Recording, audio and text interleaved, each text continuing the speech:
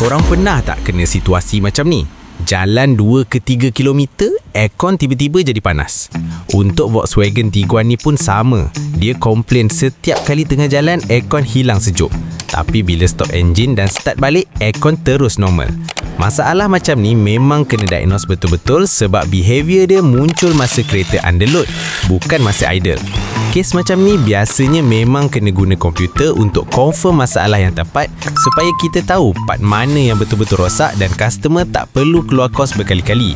Untuk kes ni, lepas aku diagnose, keluar fault code B101E31. Kebiasaannya, kod macam ni menunjukkan sensor reading tak cantik, sama ada sensor bermasalah atau ada part lain dalam sistem yang sedang buat isu. Lepas aku diagnose dan tengok data live satu-satu, nampak refrigerant pressure sensor bar drop bila RPM dalam 2. Dari situ aku confirm masalah datang dari control valve kompresor. Aku suggest pada owner cuba repair dulu, sebab kalau nasib baik kompresor ni boleh guna balik. Kalau lepas repair masih tak okey, terpaksa tukar sebiji kompresor baru. Apapun, kita cuba dulu. Owner setuju untuk cuba repair dulu. Kadang-kadang customer pilih repair bukan sebab bajet rendah, tapi sebab kalau benda tu masih boleh dibaiki dan belum rosak teruk, memang tak ada keperluan untuk tukar baru. Bila dah siap ganti kontrol valve baru, kompresor masih juga tak respon. Dari situ memang confirm kompresor ni dah rosak dan tak boleh diselamatkan. Kalau korang ada masalah macam ni, boleh cuba repair atau tukar kontrol valve dulu sebab kadang-kadang kompresor masih boleh diselamatkan lagi. Tapi untuk kes ni memang tak boleh. Owner terpaksa tukar kompresor baru sebiji. Simptom macam ni tak semestinya kompresor rosak sahaja.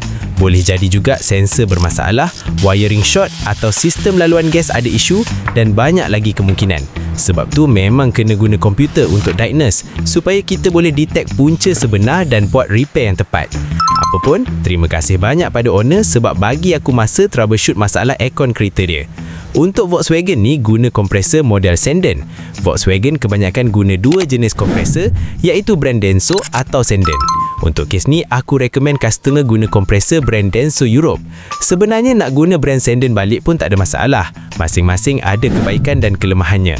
Untuk kelebihan kompresor Denso ni, maintenance dia senang, high pressure tak terlalu tinggi, jangka hayat pun lebih panjang dan lebih mudah untuk setup gas dan minyak. Lepas pasang siap semua skru dan belting aku pastikan tegang elok, next step aku terus buat setup gas. Untuk setup gas kali ni, aku monitor guna scanner tool supaya bacaan lebih tepat, tekanan stabil dan gas yang masuk cukup ikut keperluan sistem. Selepas itu, aku buat reset fault code dan cek semula bagi pastikan sistem berjalan normal tanpa sebarang error. Untuk Volkswagen ni, part yang customer perlu tukar adalah kompresor, buat flushing fully sistem, tukar minyak kompresor dan masuk gas baru. Kalau korang ada masalah yang sama, boleh bawa mai ke AC Tech untuk aku troubleshoot problem tengok sendiri. Kedai aku terletak di Taman Sena Indah, Kanga Perlis.